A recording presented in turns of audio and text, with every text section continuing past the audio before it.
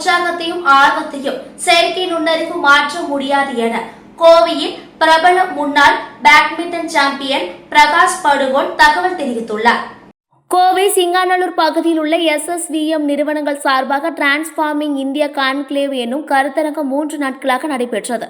செயற்கை நுண்ணறிவு குறித்து பல்வேறு துறைசார் வல்லுநர்கள் அமர்வு நடைபெற்ற நிலையில் 3வது நாளாக செயற்கை நுண்ணறிவு மற்றும் மனிதம் நம் உலகை இணைந்து உருவாக்குவோம் என்னும் தலைப்பில் கருத்தரங்கம் நடைபெற்றது. இதில் பிரபல முன்னாள் பேட்மிண்டன் சாம்பியன் பிரகாஷ் படுகோன் கலந்து கொண்டு மாணவர்களிடையே பேசினார். அப்போது பேசிய அவர், செயற்கை நுண்ணறிவு தொழில்நுட்பத்தால் விளையாட்டில் மனித உற்சாகத்தையும் ஆர்வத்தையும் ஒருபோது மாற்ற முடியாது என்றார். அதே சமயம் பயிற்சி, செயல்திறன், பகுப்பாய்வு, ஊட்டச்சத்து போன்ற துறைகளில் செயற்கை நுண்ணறிவு முக்கிய பங்காற்றும் என கூறினார். தொடர்ந்து நடைபெற்ற நிகழ்ச்சியில் தலை சிறந்த மாணவர்களை உருவாக்கும் ஆசிரியர்களை கௌரவிக்கும் விதமாக இன்ஸ்பிரேஷனல் குரு அவார்ட்ஸ் விருது ஆசிரியர்களுக்கு வழங்கப்பட்டது. Great feeling. All the time keep talking about her. Unfortunately, we are not in the same city, so we're not able to visit her on a daily basis. But we do talk to her on the phone and speak to her off and on. But it's a great feeling. I'm sure there's a lot of grandparents here, so it is really nice.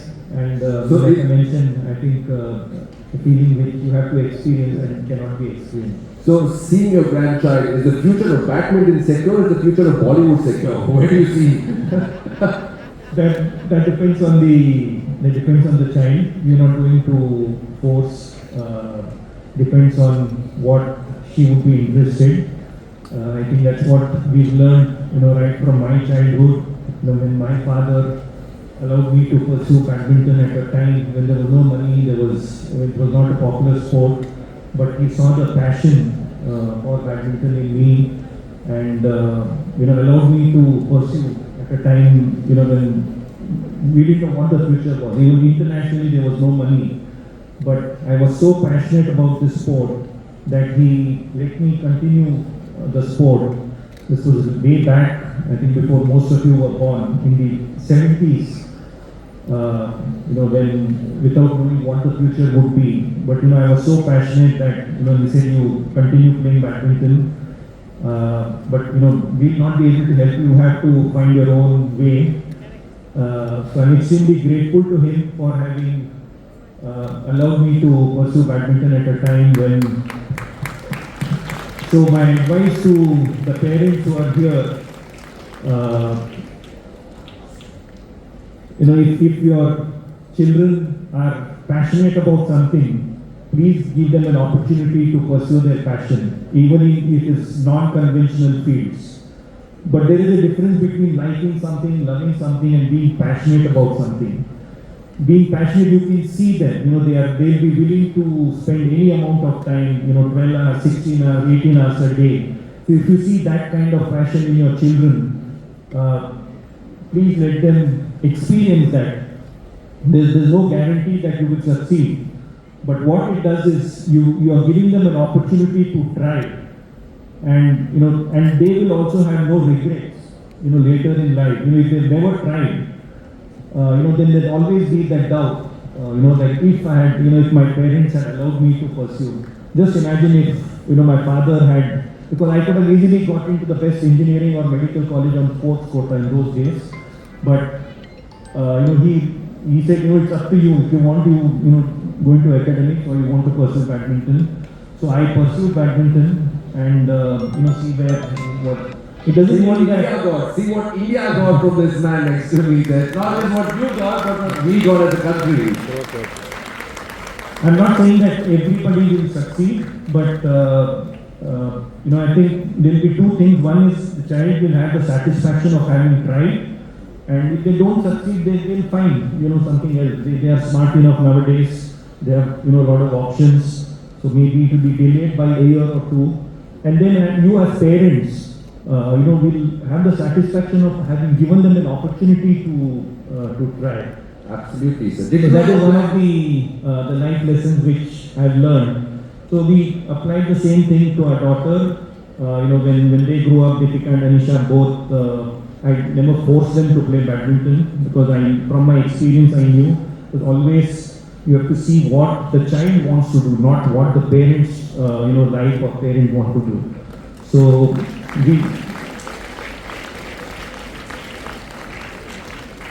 we allowed them. I told both my daughters, in case you choose to play badminton on your own, I'm there to support you, I'm there to help you, I'm there to guide you.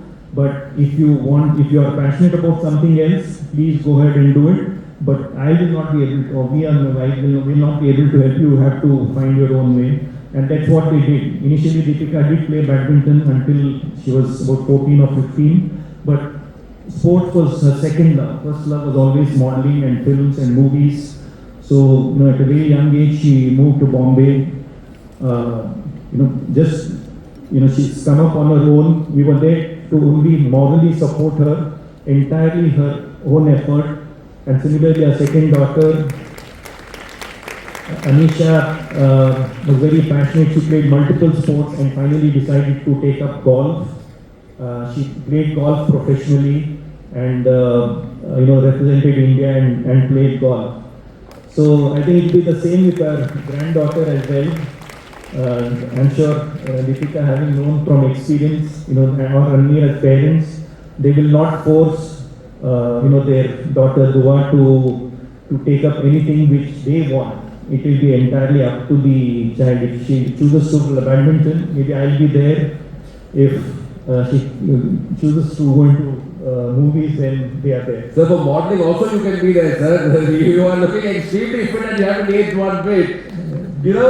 I see in front of me obviously a man who's achieved so much, but sir, in your eyes, when you talk about your family, when you talk about moments, there's a twinkle in your eyes, which really means that you're a really, really great achiever. You've achieved so much in life, you have so much of happiness. I think that's the first mark of success in large, sir. Let's flash back. The young man on the court. Prakash, what made him the icon? What made him stand out, not just in the country, but in the world? You chose, I want to pursue this, I've got a passion for this. But passion alone is not enough. Then comes in performance, then comes in perseverance, and then somewhere down the line is success. What made you stand out? Well, I think in any field, one thing is to have goals, short-term goals, long-term goals. But more importantly, how you go about achieving those goals. A lot of the people, just dream, just have goals. I want to become like this, I want to become a doctor or a musician or a dancer or a cricket player or a sports person or a scientist. But, I think a lot depends on, how much hard work, you have to put in. There has to be dedication, discipline, determination, lot of patience. I think these are all common things, to achieve international success, in any field, not in sports. So basically, this has been my, journey. Maybe I was, very disciplined. I was very patient.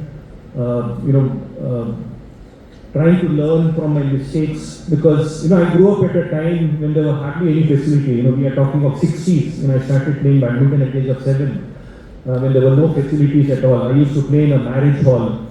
But one or two things which really which has really helped me not only just during my career but even otherwise. One was we never complained about lack of facilities. We were very happy with what we had. Like I said, we were playing in a marriage hall which was booked for 6 months in a year for marriages, and we could play only the remaining 6 months, but that too not at a stretch. But we never complained. We were happy with what we had, and the rest of the time we did something else. The second thing was there were not too many options. The only option was either you play for those 6 months or you don't play.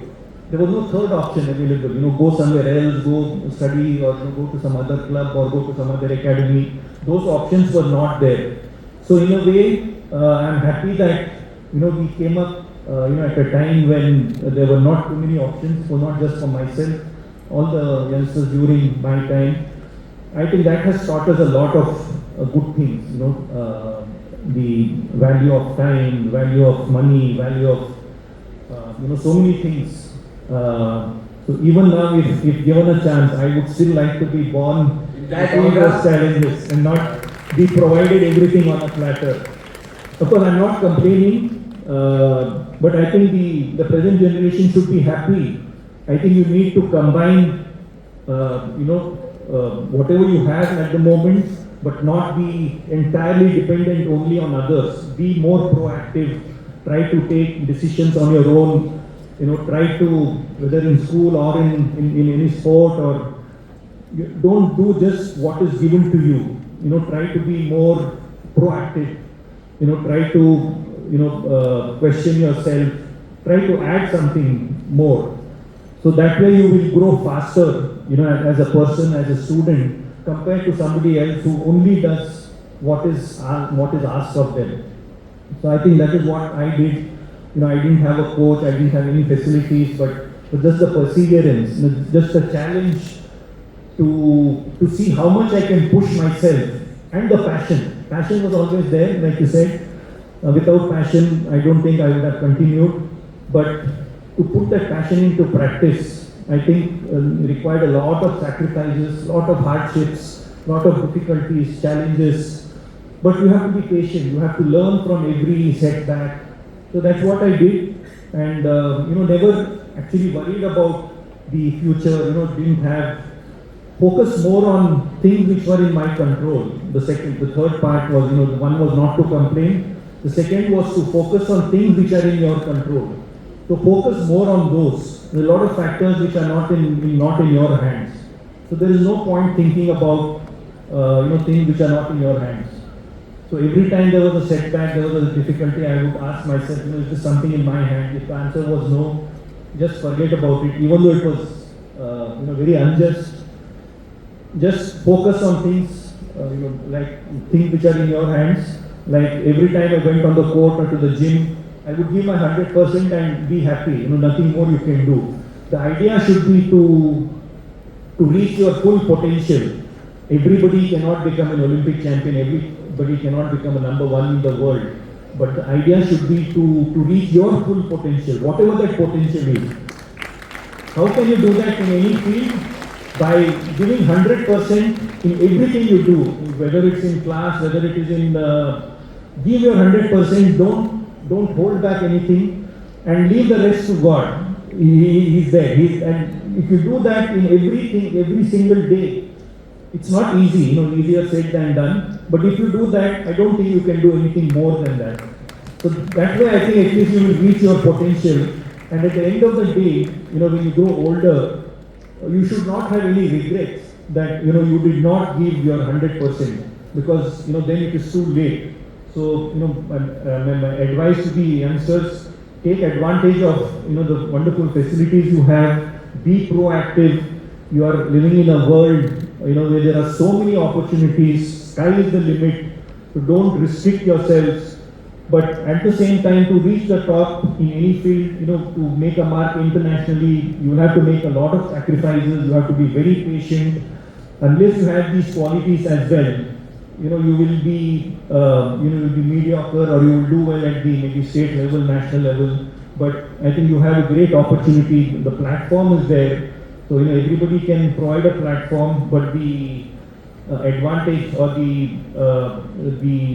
facilities which are there, to take advantage of those, that is all in your hands. He says it so easily, but it's not simple. Continue and keep the passion alive. So beautifully said, but like you're a sports, always have success and failure and challenges in every day of life. Let's get on countries. Not, there was no stardom at that point of time, sir. Defining moments. We see the success, we see the achievements, we see the laurels. What wants us to get to the next level? What were the challenges you faced, and how did you stand out? Challenges, you will not succeed all the time. You will fail from every mistake or every challenge. Try to analyze. There was not too many opportunities, no coach to discuss, no computer. what did I do wrong? Why the other person won? What the mistakes, and work on those mistakes. Every time, and then go deep into the reasons for the loss, or the learn something from that, and try not to repeat those mistakes again. If you are able to do that, then I